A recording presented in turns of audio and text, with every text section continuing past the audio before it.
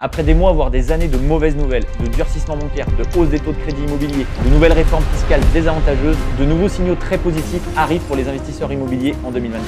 Quels sont ces fameux changements positifs à prévoir pour 2024? Comment en tirer profit en tant qu'investisseur? Et pourquoi 2024 sera meilleur que 2023? Je vais te partager mon analyse complète dans cette nouvelle vidéo. Salut à toi, c'est Anthony, je suis ravi de te retrouver dans cette nouvelle vidéo. Si tu ne me connais pas et si tu ne nous connais pas avec mon frère Alexandre, on est deux frères originaires de Saint-Etienne, on est aujourd'hui investisseurs immobiliers, on a à notre actif plus de 30 biens en France et à l'étranger et depuis quelques années on s'est spécialisé sur les logements atypiques.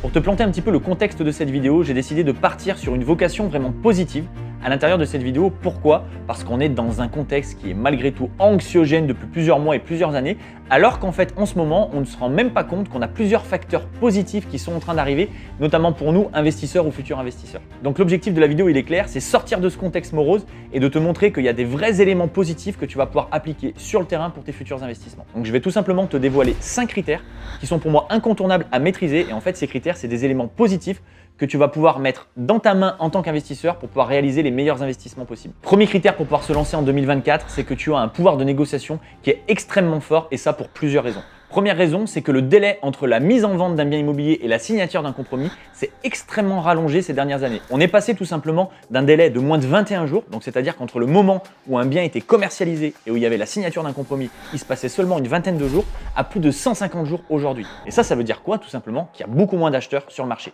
Et donc on est bien passé d'un marché force vendeur à un marché force acheteur. Aujourd'hui, c'est toi acheteur qui dicte les règles du jeu et pas l'inverse. Et donc l'impact que ça va avoir sur le terrain, il est assez facile à comprendre, c'est que si tu arrives aujourd'hui sur le marché en tant qu'acheteur et que tu as envie de te positionner sur un bien, et que de par tes analyses, tu te rends compte que ce bien, il est sur le marché depuis longtemps, 1 mois, 2 mois, 3 mois, 4 mois. Ça veut tout simplement dire que le vendeur n'arrive pas à vendre.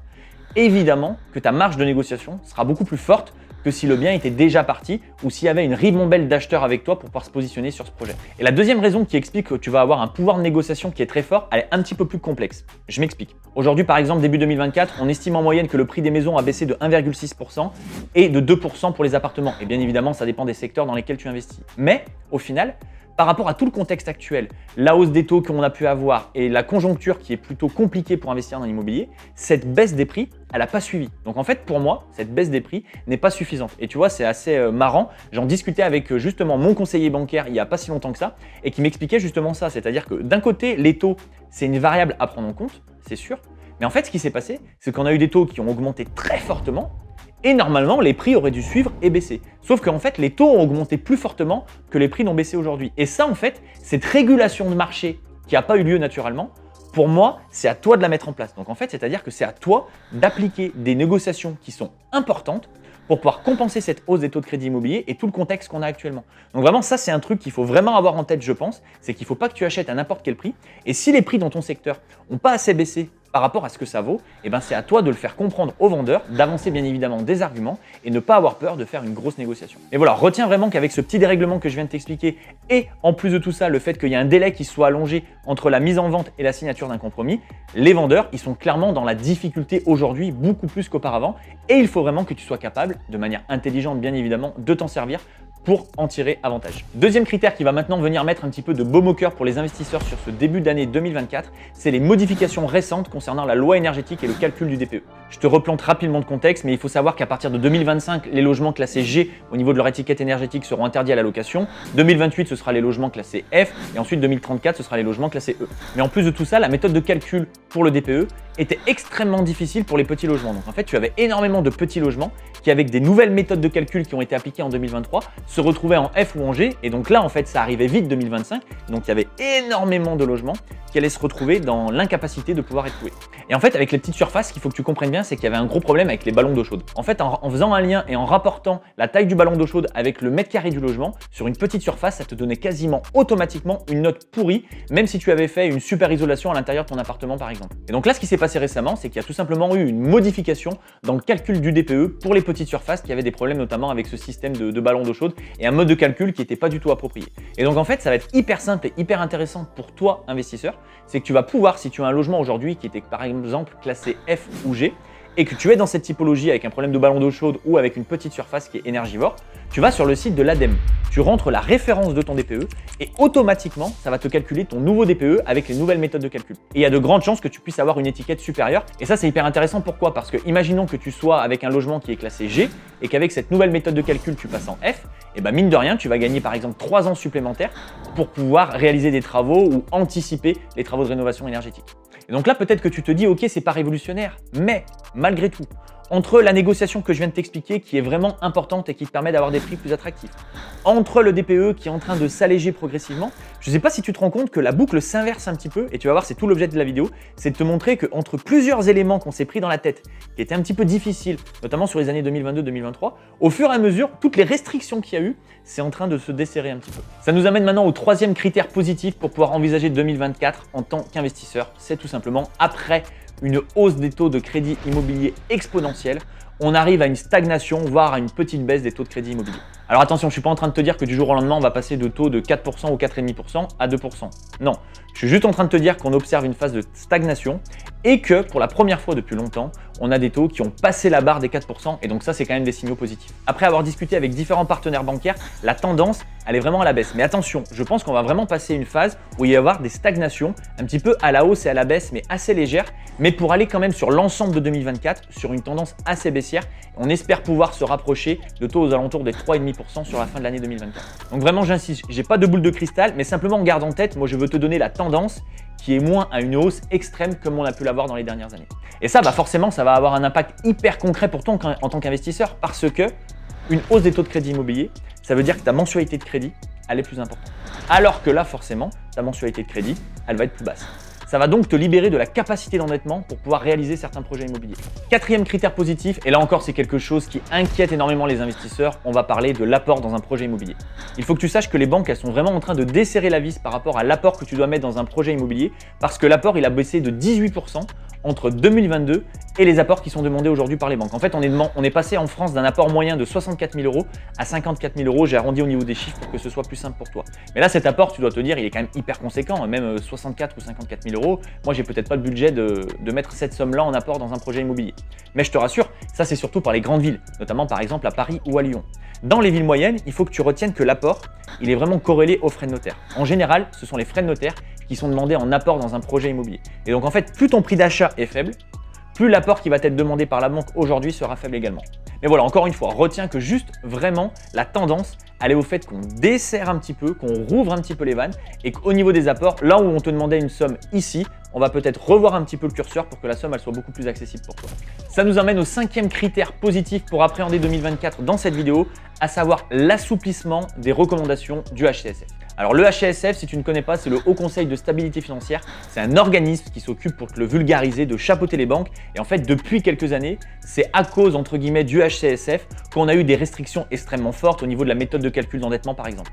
Et là, encore une fois, comme je te l'ai expliqué sur tout le reste de la vidéo, on sent qu'après vraiment une grosse période de restrictions, les vannes sont en train de réouvrir. Pourquoi? Parce que justement, le HCSF, le Haut Conseil de Stabilité Financière, a demandé aux banques de réétudier certains dossiers qui avaient été refusés. Donc là, toi, ce qu'il faut que tu retiennes, c'est que si tu as un dossier qui a été refusé il y a quelques temps, ça peut être le bon moment aujourd'hui d'aller retoquer auprès des banques pour avoir un son de cloche peut-être un petit peu différent. Et en plus de tout ça, notamment par rapport à l'endettement, justement, les banques, elles ont une marge de manœuvre encore plus importante pour pouvoir peut-être déroger à ces règles du HCSF sur certains dossiers.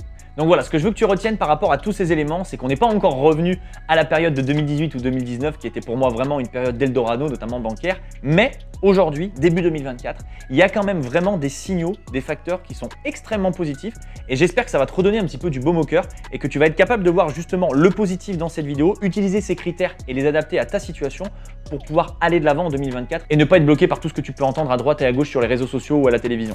Maintenant, je voulais faire une petite aparté sur cette vidéo et te parler de la morale de tout ce que je viens de te raconter. Là, je t'ai parlé de tous ces critères pour vraiment te mettre du baume au cœur encore une fois et te rassurer psychologiquement pour pouvoir passer à l'action. Mais retiens que pour moi, tous les facteurs que je viens de te communiquer, c'est pas du tout le plus important pour toi si tu veux passer à l'action en 2024. Le plus important, peu importe l'époque dans laquelle tu vas investir, c'est la stratégie que tu vas appliquer.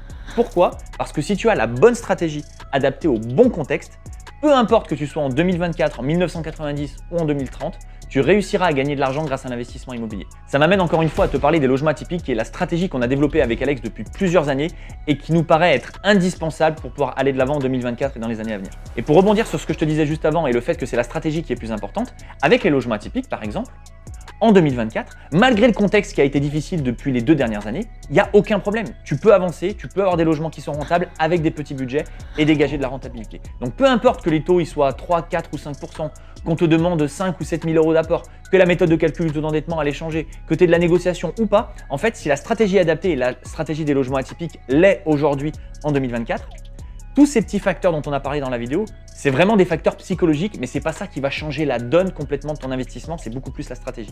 Et concrètement, ce que je veux que tu comprennes, c'est qu'on a traversé peut-être une des pires périodes au niveau de la hausse des taux, au niveau du contexte anxiogène, etc. Et que pour autant, les logements atypiques étaient intéressants dans cette période-là. Et donc en fait, tous les facteurs positifs que je viens de t'expliquer dans cette vidéo, c'est que des facteurs qui font que c'était très bien les logements atypiques, et aujourd'hui ça devient excellent parce que tu vas venir grignoter des petits points à chaque étape de ton projet. Donc c'est-à-dire qu'au lieu d'avoir par exemple un cash flow de 1 200 euros, tu vas peut-être avoir 1 300 euros parce que ta mensualité de crédit va être un petit peu plus basse à cause de ce qui s'est passé avec la stagnation ou la baisse des taux de crédit immobilier. Tu vas peut-être avoir une marge de négociation encore plus forte et donc avoir une rentabilité qui va un petit peu plus être tirée vers le haut également. En fait, tous les éléments de la vidéo, si tu les appliques à l'atypique, ça va venir rajouter encore des bons points à une stratégie qui était déjà hyper pertinente. Pour finir, je te prends 3-4 exemples très concrets pour que tu puisses comprendre vraiment concrètement ce que je suis en train de te raconter. Si tu investis avec un logement atypique avec un petit budget aujourd'hui et si on applique les 5 critères positifs qu'on a détaillés dans la vidéo, au lieu d'avoir un apport peut-être de 5 000 euros, tu vas peut-être réussir à avoir un apport de 3 000 euros.